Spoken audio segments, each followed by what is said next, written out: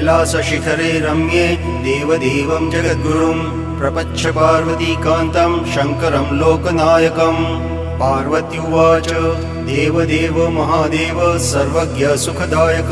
आपद्दुःख दरिद्रादि पीडितान्नृणां विभो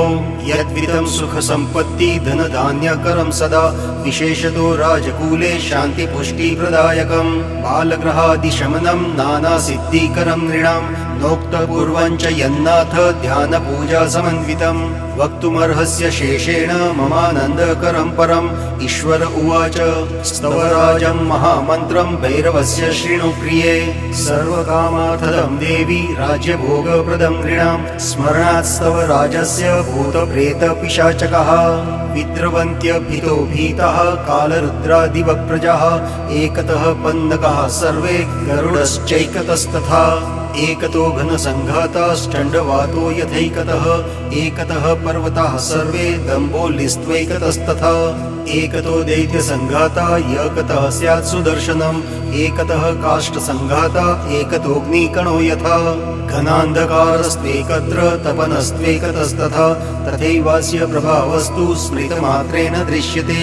स्तवराजं भैरवस्य जपात् सिद्धिमवाप्नुयात् लिखित्वा यद्गृहे देवी स्थापितं स्तवमुत्तमम्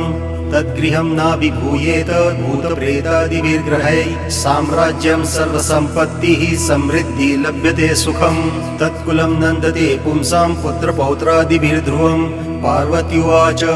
यस्त्वया कथितो देव भैरवः स्तोत्रमुत्तमम् अगण्यमहिमा सिन्धुः श्रुतो मे बहुधा विभो तस्य नामान्यनन्तानि प्रयुतान्यर्बुदानि च सन्ति सत्यं पुरा ज्ञातं मया वै परमेश्वर सारात् सारं समुद्धृत्य तेषु नाम सहस्रकम्। ब्रूहि मे करुणाकान्त ममानन्दवर्धन यन्नित्यं कीर्तयेन्मर्त्यः सर्वदुःखविवर्जितः सर्वान् कामान् नवाप्नोति सर्वसिद्धीं च विन्दति साधकः श्रद्धया युक्तः सर्वाधिक्योऽर्कसद्युतिः अप्रदृश्यश्च भवति सङ्ग्रामाङ्गणमूर्धति नाग्निचोरभयं तस्य ग्रहराजभयं न च मारी भयं तस्य व्याघ्रचोरभयं न च शत्रूणां शस्त्रसङ्घाते भयं क्वापि न जायते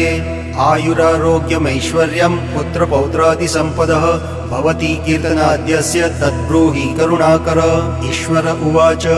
नाम्नां सहस्रं दिव्यानां भैरवस्य भवत्कृते वक्ष्यामि तत्त्वतः सम्यक् सारात् सारतरं शुभम् सर्वपापहरं पुण्यं सर्वोपद्रवनाशनं सर्वसम्पत्प्रदं चैव साधकानां सुखावहम् सर्वमाङ्गल्यमाङ्गल्यं सर्वव्याधिनिवारणम् आयुः करं पुष्टिकरं श्रीकरं च यशस्करम्। भैरवस्तव राजस्य महादेव ऋषिः स्मृतः भैरवो देवता अनुष्टुप् छन्दश्चैव प्रकीर्तितम् सर्वकार्यप्रसिद्ध्यर्थं प्रीतये भैरवस्य हि करिष्येऽहं जपमिति सङ्कल्प्यादौ पुमांसुधि। अस्य श्रीभैरव सहस्रनामस्तव राजस्य महादेव ऋषिः अनुष्टुप् छन्दः श्रीभैरवो देवता मम सर्वोपद्रवशान्त्यर्थे मम सर्वकार्यसिद्ध्यर्थे श्रीभैरव देवता प्रीत्यर्थे जपे विनियोगः। अथ स्तोत्रम् ॐ भैरवो भूतनाथश्च भूतात्मा भूतभावनः भूतावासो भूतपतिर्भूरिदो भूरिदक्षिणः भूताध्यक्षो भूधरेशो भूधरो भूधरात्मजः भूपतिर्भास्करी भीरुर्भीमो भूतिर्विभूतिदः भूतो भूकम्पनो भूमिर्भौमो भूताभिभावकः भगनेत्रो भवो भोक्ता भूदेवो भगवानभिः भस्मप्रियो भस्मशायी भस्मोद्धूलितविग्रह भर्गः शुभांगो भव्यश्च भूतवाहनसारथिः राजिष्णुर्भोजनं भोक्ता भिक्षुर्भक्तिजनप्रियः भक्तिगम्यो भृङ्गरीटिर्भक्त्या वेदितविग्रह भूतचारी निशाचारी प्रेतचारी भयानकः भावात्मा भूर्भुवो लक्ष्मीर्भानुर्भीमपराक्रमः पद्मगर्भो महागर्भो विश्वगर्भः स्वभूर्भुः भूतलो भुवनाधीशो भूतिगिरिभ्रान्तिनाशनः भूतिभूषित सर्वांगो भूषयो भूतवाहनः क्षेत्रज्ञः क्षेत्रपालश्च क्षेत्रविघ्ननिवारणः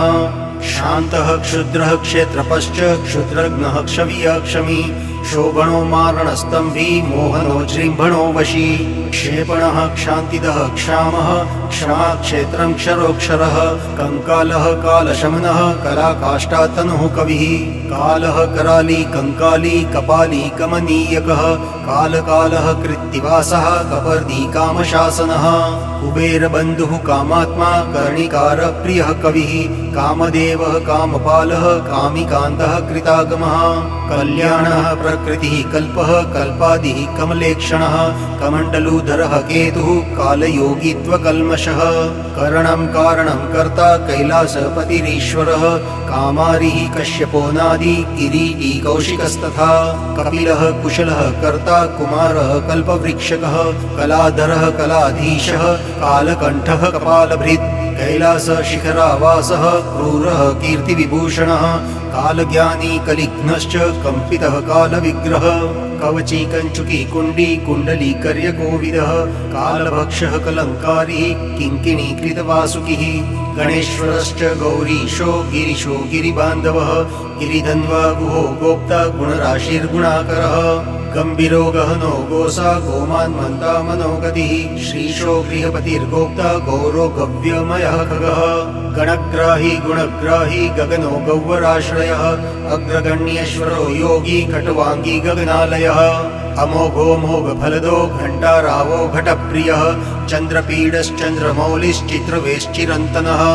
चतुःशयश्चित्रबाहुरचलश्छिन्न संशयः चतुर्वेदश्चतुर्बाहुश्चतुरश्चतुरप्रियः चामुण्डा जनकश्चक्षुश्चलचक्षुरचञ्चलः अचिन्त्यः महिमाचिन्त्यश्चराचर चरित्रगुः चन्द्रसञ्जीवनश्चित्र आचार्यश्च चतुर्मुखः ओजस्तेजोद्युतिधरो जितकामो जनप्रियः अजातशत्रुरोजस्वी जितकालो जगत्पतिः जगदादिरजो जातो जगदीशो जनार्दनः जननो जनजन्मादिरार्जुनो जन्मविज्जयी जन्मादिपो जटिर्ज्योतिर्जन्म मृत्युजरापः जयो जयारि ज्योतिष्मान् जानकर्णो जगद्विदः चमदग्निर्जलनिधिर्जटिलो जीवितेश्वरः जीवितान्तकरो ज्येष्ठो जगन्नाथो जनेश्वरः त्रिवर्गसाधनस्तार्क्ष्यस्तरणिस्तन्तुवर्धनः तपस्वी तारकस्त्वष्टा तीव्रश्चात्मनि संस्थितः तपनस्तापसन्तुष्टश्चात्मयोनिरतीन्द्रियः उत्तारकस्तिमिरः तीव्रानन्दस्तननपातु अन्तर्हितश्च मिश्रश्च तेजस्तेजोमयस्तुतिः तरुस्तीर्थङ्करस्त्वष्टा तत्त्वविदुत्तमः तेजोराशि तुम्बवीणस्त्वतिथिरतिथिप्रियः आत्मयोग समान्मातस्तीर्थदेव शिलामयः स्थानदः स्थापितः स्थाणुः स्थविष्टः स्थविरः स्थितः त्रिलोकेशः त्रिलोकात्मा त्रिशूलः त्रिदशाधिपः त्रिलोचनः त्रयीवेद्यः त्रिवर्गस्थः त्रिवर्गदः दुरश्रव दुष्कृतघ्नो दुर्दर्शो दुस्सहोदयः दृढपारि दृढो देवो देवदेवोऽथ दुन्दुभः दीर्घायुधो दीर्घतपो दक्षो दुःस्वप्ननाशनः दुर्लभो दुर्गमो दुर्गो दुरावासो दुरासदः दमो दमयिता दान्तो दाता दानन्दयाकरः दुर्वासात्रिर्देवकार्यो दुर्गेयो दुर्भगोदयः दण्डिदाहो दानवारिर्देवेन्द्रस्त्वरिमर्दनः देवासुर्गुरुर्देवो देवासुर्नमस्कृतः देवासुर्महामन्त्रो देवासुर्महाश्रयः देवादिदेवो देवर्षि देवासुर्वरप्रदः देवासुरेश्वरो देव्यो देवासुर्महेश्वरः सर्वदेवमयो दण्डो देवसिंहो दिवाकरः दम्भो दम्भो महादम्भो दम्भकृद्दम्भमर्दनः दर्पघ्नो दर्पदो दप्तो दुर्जयो दुरतिक्रमः देवनाथो दुराधर्षो दैवज्ञो देवचिन्तकः दक्षारिर्देवपालश्च दुःखदारिद्र्यहारकः अध्यात्मयोगनिरतो धर्मशत्रुधनुर्धरः धनाधिपो धर्मचारी धर्मधन्वा धनागमः ध्येयोग्रधुर्यो धात्रीशो धर्मकृद्धर्मवर्धनः ध्यानाधारो धनन्ध्येयो धर्मपूज्यो धुर्जटी धर्मधामा धनुर्धन्यो धनुर्वेदो धराधिपः अनन्तदृष्टिरानन्दो नियमो नियमाश्रयः नलो नलो नागभुजो निदध्यो नीललोहितः अनादिमध्य निधनो नीलकण्ठो निशाचरः अनघो नर्तको नेता नियतात्मा निजोद्भटः ज्ञाननित्यप्रकाशात्मा निवृत्तात्मा नदीधरः नीतिः सुनीतिरुन्मतो नुत्तमस्त्वनिवारितः अनादिनिधनो नन्तो निराकारो नभो गतिः नित्यो नियतकल्याणो नभो निःश्रेयसालयः नक्षत्रमालिनाकेशो नागहारः पिनाकदृक् न्यायनिर्वाहको न्यायो न्यायगम्यो निरञ्जनः निरावरणविज्ञानो नरसिंहो निपातनः नन्दी नन्दीश्वरो नग्नो नग्नब्रह्मधरो नरः धर्मदो निरहङ्कारो निर्मोहो निरुपद्रवः निष्कण्टकः कृतानन्दो निर्व्याजो व्याजमर्दनः अनघो निष्कलो निष्ठो नीलग्रीवो निरामयः अनिरुद्धस्त्वनाद्यन्तो नैकात्मा नैककर्मकृत् नगरेता नगी नन्दी द्यानन्दधनवर्धनः योगी वियोगी खट्वांगी खड्गी शृंगी घरी घरी रागी विरागी सम्रागी त्यागी गौरी वरांगदी डमरू मरुक व्याघ्र हस्ताग्रश्चन्द्रखण्डभृत् ताण्डवाडम्बर रुचिरुण्डमुण्डन पण्डितः परमेश्वरः पशुपतिः पिनाकी पुरशासनः पुरातनो देवकार्यः परमेष्ठी परायणः पंचविंशति तत्त्वज्ञः पंचयज्ञ प्रभञ्जनः पुष्करञ्च परब्रह्म पारिजातः परात्परः प्रतिष्ठितः प्रमाणज्ञः प्रमाणं परमन्तपः पंचब्रह्म समुत्पत्तिः परमात्मा परावरः पिनाकपाणिः प्रांशुश्च प्रत्ययः परमेश्वरः प्रभाकरः प्रत्ययश्च प्रणवश्च पुरञ्जयः पवित्रपाणिः पापारिः प्रतापार्चिर्पान्निधिः पुलस्त्यः पुलहोगस्त्यो पुरुहूतः पुरुष्टुतः पद्माकरः परञ्ज्योतिः परापरफलप्रदः परापरज्ञः परदः परशत्रुः परम्पदः पूर्णः पूर्णयिता पुण्यः पुण्यश्रवणकीर्तनः पुरन्दरः पुण्यकीर्तिः प्रमादी पापनाशनः परशीलः परगुणः पाण्डुरागः पुरन्दरः परार्थवृत्तिः प्रभवः पुरुषः पूर्वजः पिता पिङ्गलः पवनः प्रेक्षः प्रतप्तः पूषदन्तः परमार्थगुरुः प्रीतः प्रीतिमांश्च प्रतापनः पराशरः पद्मगर्भः परः परपुरञ्जयः उपद्रवः पद्मकरः परमार्थैकपण्डितः महेश्वरो महादेवो मुद्गलो मधुरो मृदुः मनश्शायी महायोगी महाकर्मा महोषधम् महर्षिः कपिलाचार्यो मृगव्याधो महाबलः महानिधिर्महाभूतिर्महानीतिर्महामतिः महारिदो महागर्तो महाभूतो मृतोपमः अमृतांशो मृतवपुर्मरीचिर्महिमालयः महातमो महाकायो मृगबाणार्पणो मलः महाबलो महातेजो महायोगी महामनः महामायो महासत्वो महानादो महोत्सवः महाबुद्धिर्महावीर्यो महाशक्तिर्महाद्युतिः उन्मत्तकीर्तिरुन्मत्तो माधवी नमितो मतिः महाशृङ्गो मृतो मन्त्रो माङ्गल्यो मङ्गलप्रियः अमोघदण्डो मध्यस्थो महेन्द्रो मोघविक्रमः अमेयोरिष्टमथनो मुकुन्दस्त्वमयाचलः मातामहो मातरिश्वा मणिपूरो महाशयः महाश्रयो महागर्भो महाकल्पो महाधनुः मनो मनोजवो मानी मेरुमेद्यो मृदो मनुः महाकोशो महाज्ञानी महाकालः कलिप्रियः महाबटुर्महात्यागी महाकोशो महागतिः शिखण्डी कवची शूली जटी मुण्डी च कुण्डली मेखली कंचुकी खड्गी माली मायी महामणिः महेश्वासो महीभर्ता महावीरो महीभुज मखकर्ता मखध्वंसी मधुरो मधुरप्रियः ब्रह्मसृष्टिर्ब्रह्मवीर्यो बाणहस्तो महाबली कालरूपो बलोन्मादी ब्रह्मण्यो ब्रह्मवर्चसी बहुरूपो बहुमायो ब्रह्मा विष्णु शिवात्मकः ब्रह्मगर्भो बृहद्गर्भो बृहज्योतिर्बृहत्तरः बीजाध्यक्षो बीजकर्ता बीजांगो बीजवाहनः ब्रह्म ब्रह्मविदो ब्रह्म ब्रह्मज्योतिर्बृहस्पतिः बीजबुद्धि ब्रह्मचारी ब्रह्मण्यो ब्राह्मणप्रियः युगादिकृद्युगावर्तो युगाध्यक्षो युगापः यज्ञो यज्ञपतिर्यज्वा यज्ञांगो यज्ञवाहनः योगाचार्यो योगगम्यो योगी योगश्च योगवित् योगांगो योगसारंगो यक्षो युक्तिर्यमो यमी रौद्रो रुद्र ऋषि राहु रुचिर्त्वं रणप्रियः अरोगो रोगहारी च रुधिरो रुचिरांगदी लोहिताक्षो ललाटाक्षो लोकदो लोककारकः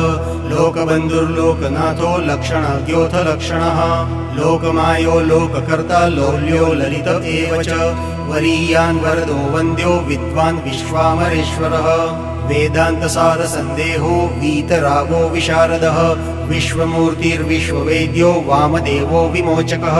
विश्वरूपो विश्वपक्षो वागीशो वृषवाहनः वृषाङ्कोऽथ विशालाक्षो विश्वदीप्तिर्विलोचनः विलोको विश्वदृग्विश्वो विजितात्मा लयः पुमान् व्याघ्रचर्मधरो वाङ्गी वाङ्मयैकविधिर्विभुः वर्णाश्रम गुरुवर्णी वरदो वायुवाहनः विश्वकर्मा विनीतात्मा वेदशास्त्रार्थतत्त्ववित् वसुर्वसुमना व्यालो विरामो विमदः कविः विमोचकश्च विजयो विशिष्टो वृषवाहनः विद्येशो विबुधो वादी वेदाङ्गो वेदविन्मुतिः विश्वेश्वरो वीरभद्रो वीरासन विधिर्विराट् व्यवसायो व्यवस्थानः वीरचूडामणिर्वरः वालकिल्यो विश्वदेहो विरामो वसुधो वसुः विलोचनो वररुचिर्वेद्यो वाचस्पतिर्गतिः विद्वत्तमो वीदभयो विश्रुतिर्विमलोदयः वैवस्वतो वसिष्ठश्च विभूतिर्विगतज्वरः विश्वहर्ता विश्वगोप्ता विश्वामित्रो द्विजेश्वरः विश्वोत्पत्तिर्विश्वसहो विश्वावासो वसुश्रवः विश्वरूपो वज्रहस्तो विपाको विश्वकारकः वृषदर्शो व्यासकल्पो विशल्पो लोकशल्यहृत् विरूपो विकृतो वेगी विरिञ्चिर्विष्टरश्रवः अव्यक्तलक्षणो व्यक्तो व्यक्ताव्यक्तो विशाम्पतिः विबुद्धोऽग्रकरो वेदो विश्वगर्भो विचक्षणः विषमाक्षो विलोमाक्षो वृषभो वृषवर्धनः वित्तप्रदो वसन्तश्च विवस्वान् विक्रमोत्तमः वेद्यो वैद्यो विश्वरूपो विविक्तो विश्वभाजनम् विषयश्चो विविक्तश्चो विद्याराशिर्वियत्प्रियः शिवः सर्वः सदाचारः शम्भुरीशान ईश्वरः श्रुतिधर्मान् संवादी सहस्राक्षः सहस्रपात् सर्वज्ञः सर्वदेवश्च शङ्करः शूलधारकः सुशरीरः स्कन्दगुरुः श्रीकण्ठः सूर्यतापनः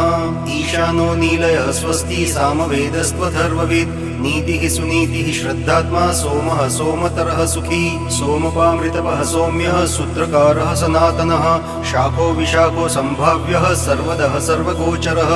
सदाशिवः समावृत्तिः सुकीर्तिश्छिन्न संशयः सर्वावासः सदावासः सर्वायुधविशारदः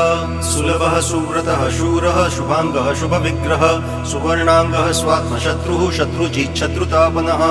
शनिः सूर्यः सर्वकर्मा सर्वलोक प्रजापतिः सिद्धः सर्वेश्वरः स्वस्ति स्वस्ति कृत् स्वस्ति भूस्वदा वसुर्वसुमना सत्यः सर्वपापहरोहरः सर्वादिः सिद्धिदः सिद्धिः सत्त्वावासश्चतुष्पथः संवत्सरकरः श्रीमान् शान्तः संवत्सरः शिशुः स्पष्टाक्षरः सर्वहारी सङ्ग्रामः समराधिकः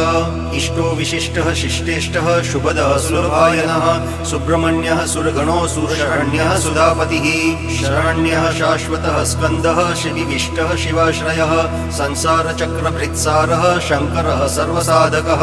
शस्त्रं शास्त्रं शान्तरागः सविता सकलागमः सुवीरः सत्पथाचारः षड्विंशः सप्तलोकधृक् सम्राट् सुवेशः शत्रुघ्नो सुरशत्रुः शुभोदयः समर्थः सुगतः शक्रः सद्योगी सदसन्मयः शास्त्रनेत्रं मुखं श्मश्रु स्वाधिष्ठानं षडाश्रयः अपोः सत्यपतिर्वृद्धः शमनं शिखिसारथिः सुप्रतीकः सुवृद्धात्मा वामनः सुखवारिधिः सुखानीडः सुनिष्पन्नः सुरभिः सृष्टिरात्मकः सर्वदेवमयः शैलः सर्वशस्त्रप्रभञ्जनः शिवालयः सर्वरूपः सहस्रमुखनासिका सहस्रबाहुः सर्वेषां शरण्यः सर्वलोकधृक् इन्द्रेशः सुरसव्यासः सर्वदेवोत्तमोत्तमः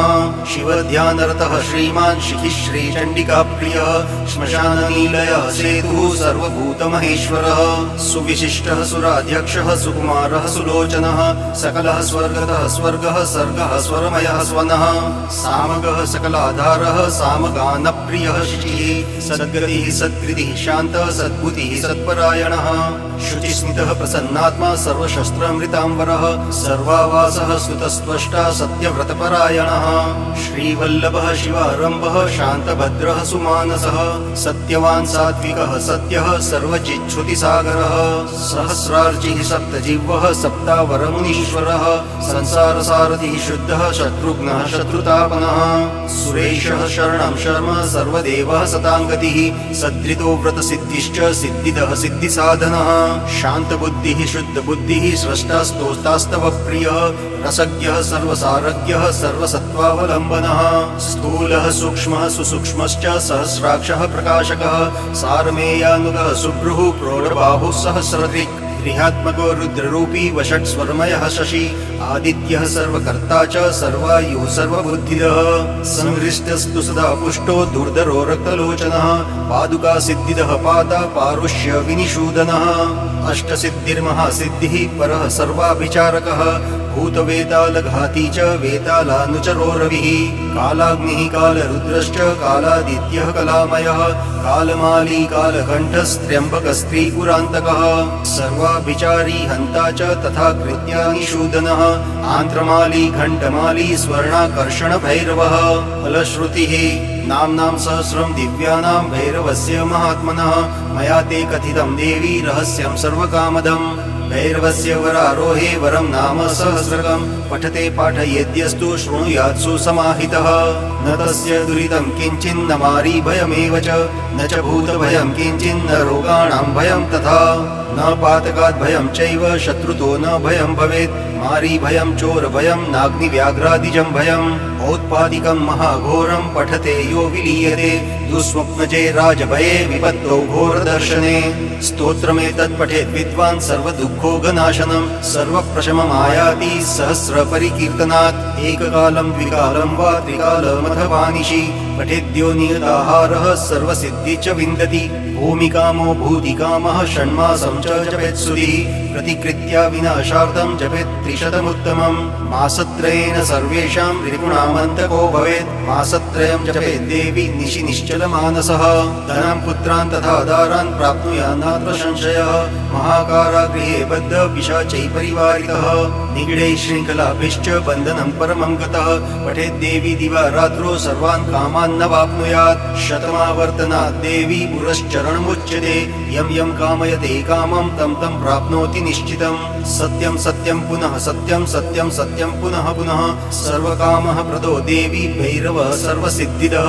सत्कुलीनाय शान्ताय ऋषये सत्यवादिना स्तोत्रदानात् सुप्रहृष्टो भैरवो भुन्महेश्वरः इति श्री उड्डामरे तन्त्रे उमामहेश्वर संवादे कालभैरव सहस्रनाम स्तोत्रं सम्पूर्णम्।